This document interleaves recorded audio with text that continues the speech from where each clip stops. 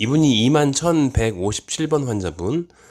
협심증인데 가슴이 쪼이거나 이런 것들이 있잖아요. 가슴에 통증이 있는데 이게 일반적으로 협심증 같은 것들은 정해진 패턴이 있어요. 뭐 걸을 때, 등산할 때, 계단 올라갈 때 이런 식으로 내가 심장을 많이 뛰게 만들면은 그때 증상이 심해지고 그 다음에 안정하면 좀 더 줄어들고 이런 거죠. 이렇게 명확한 구분점이 있는데 근데 이상한 협심증이 있어. 보면은 이게 운동할 때는 오히려 괜찮은데 이게 가만히 있거나 이럴 때 특히 이제 추울 때 그때 심해지는 경우가 있어요. 이런 것들은 좀 이상하다고 해가지고서 변이 협심증이라고 부르는데 이게 협심증이 변한 이런 게 아니라 좀 달라요. 그러니까 협심증은 혈관이 좁아져 가지고서 거기를 잘 통하지 못해 가지고서 문제가 되기 때문에 심장 부담이 느껴지면은 그때마다 통증이 느껴지는 거고, 변이 협심증은 이게 스파즘을 뭐라 불러야 되나, 관상동맥이 그러니까 일종의 쥐가 나는 거라고 생각하죠. 그 심장 근육에 붙어 있는 관상동맥이 그 쥐나듯이 한번 뒤틀려. 그러다 보니까 죽기도 해요. 심장의 허혈 문제로 또는 다른 심장의 질환하고 같이 이제 묶여가지고 엮여서 그렇게 되기도 하는데, 물론 다 죽는 건 아니고 확률이 낮은 게 아니에요. 뭐 변이협심증 환자 100명 중에서 1명꼴로 평균적으로 1년에 1명 정도가 심장 문제로 사망하니까, 물론 전부 다 그렇게 되는 게 아니라 실제로 사망자들은 나이가 많다든지 담배를 피고 있다든지 고혈압이 있거나 약을 잘 복용하지 않고 있다든가 이런 식으로 그럴 만한 이유가 있는 분들이 더 많이 돌아가시죠. 나이가 젊거나 나머지 건강들을 잘 챙기고 있는 사람들은 잘 사망하지 않아요. 그때 일반적으로는 급하게 혀 밑에다가 그 칙칙 뿌리는 거, 니트로글리세린을 뿌리던가 아니면 혀 밑에 그 알약으로 된 것들을 녹이던가 이렇게 하죠.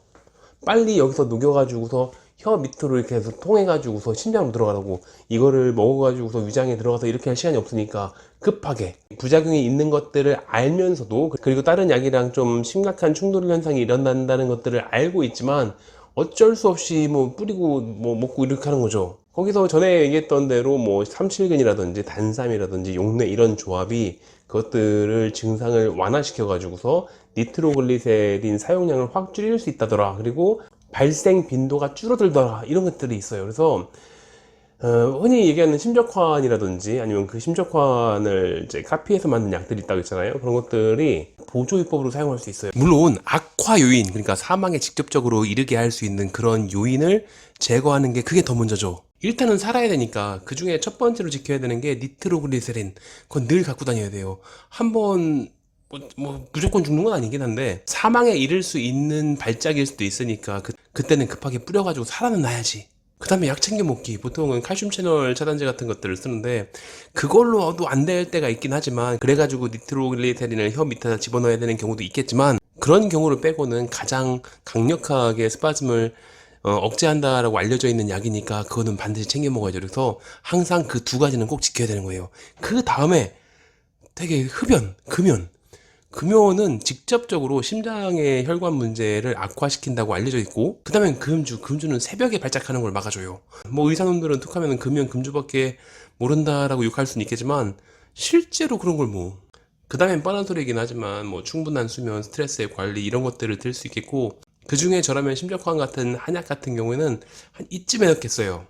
그러니까 1, 2번이 가장 저렴하고 가장 확실하게 생존을 담보하는 거고, 나머지는 보조가 되는 건데 그중 보조 중에서도 심적환은 꽤 괜찮은 약이라는 얘기죠. 그러니까 변이협심증 있는 분들은 이제 심적환 처방을 받을 수 있는지 그런 것들을 한번 좀 알아보시고, 그 주변에, 집 주변에 한의원에 약국도 그 판매를 하긴 하는데 한의원 처방료가 훨씬 더 싸요. 그렇기 때문에 한의원에서 처방을 받을 수 있는지 한번 알아보세요. 그래도 한 달에 10만 원 정도는 하니까 아주 싼 비용은 아니긴 한데, 근데 심장만큼은 아끼지 않을 만한 가치가 있죠.